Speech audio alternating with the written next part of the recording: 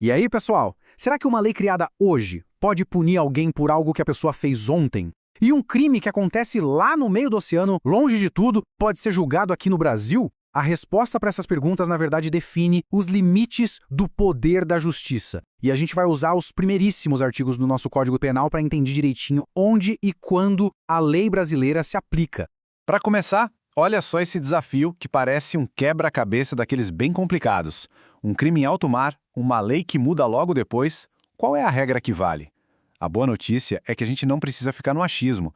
Cada pecinha para solucionar esse mistério está lá, escrita no Código Penal. Então, bora encontrar essas peças e montar essa resposta juntos? Ok, para a gente montar esse quebra-cabeça, a gente precisa começar pela peça mais importante de todas.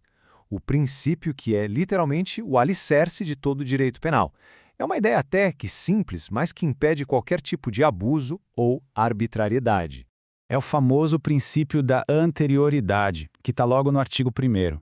A lógica é bem simples, na verdade. Para um ato ser considerado crime, a lei que define ele como crime precisa existir antes de a pessoa cometer o ato. Isso quer dizer que ninguém pode ser pego de surpresa. O governo não pode simplesmente criar uma regra hoje para punir algo que alguém fez ontem. Ou seja, primeiro se cria a regra do jogo, depois se joga. Essa é a nossa maior proteção contra punições inventadas na hora. E olha, o texto da lei não deixa nenhuma brecha, né? É direto ao ponto. Não há crime sem lei anterior. Esse é o pilar que sustenta todo o resto. Beleza. Com essa base sólida, vamos para a primeira parte do nosso desafio, a questão do quando. Como é que a justiça lida com a passagem do tempo, principalmente quando as leis mudam? A resposta aqui é fundamental para o nosso passageiro lá do cruzeiro. E aqui a gente entra num princípio da justiça que é super interessante. A lei pode sim voltar no tempo, mas só se for para ajudar. É o que chamam de retroatividade da lei mais benigna. Se uma nova lei deixa a punição mais leve, ou até deixa de considerar algo como crime, ela vai se aplicar a tudo o que aconteceu no passado, valendo até para quem já foi condenado. É uma esperança que pode aparecer mesmo depois do martelo do juiz bater.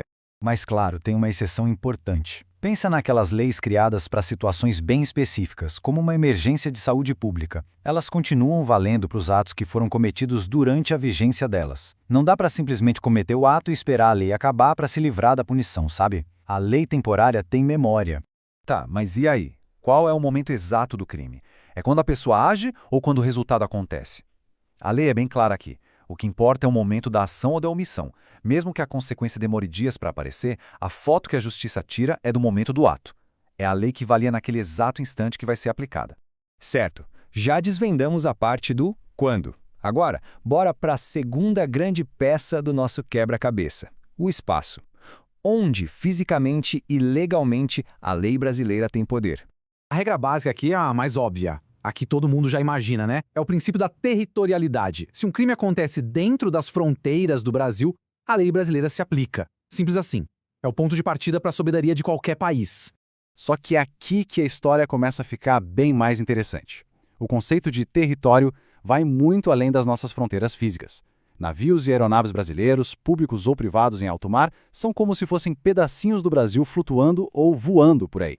Isso nos leva direto de volta para o nosso cruzeiro, né? Um navio particular brasileiro em alto mar, para a lei, é território brasileiro. Pronto, a primeira parte do onde está resolvida.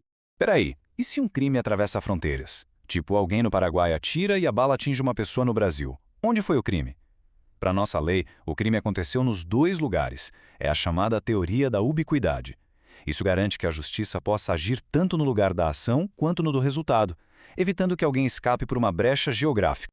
A gente já viu que a lei brasileira pode viajar em navios e aviões, mas será que ela pode ir mais longe ainda?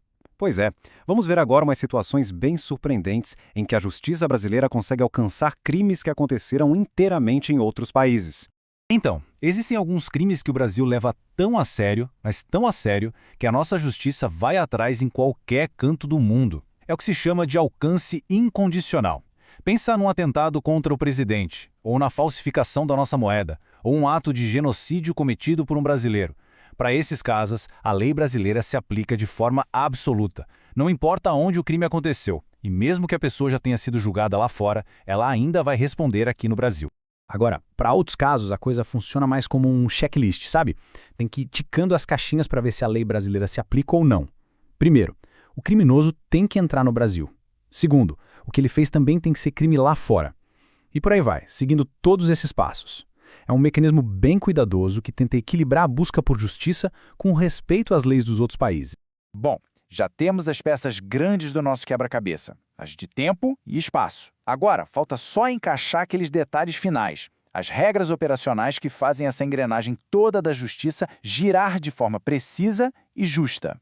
E aqui tem outro princípio básico de justiça: ninguém pode ser punido duas vezes pela mesma coisa. Se uma pessoa já cumpriu pena em outro país por um crime, o Brasil leva isso em conta. Esse tempo é descontado de qualquer sentença que for aplicada por aqui. É uma questão de equidade, né?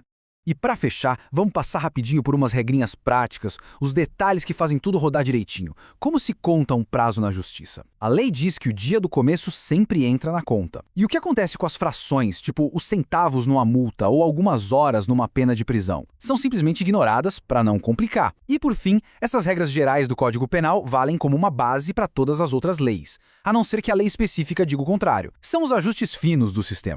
E com tudo isso, a gente finalmente volta para o nosso navio. Agora a solução ficou clara, né? Primeiro a questão do quando, a nova lei, por ser mais favorável, volta no tempo para beneficiar o agente. Segundo a questão do onde, o crime aconteceu, por extensão, em território brasileiro. Conclusão, a lei brasileira, na sua versão mais nova e mais branda, é a que se aplica e o julgamento acontece aqui no Brasil.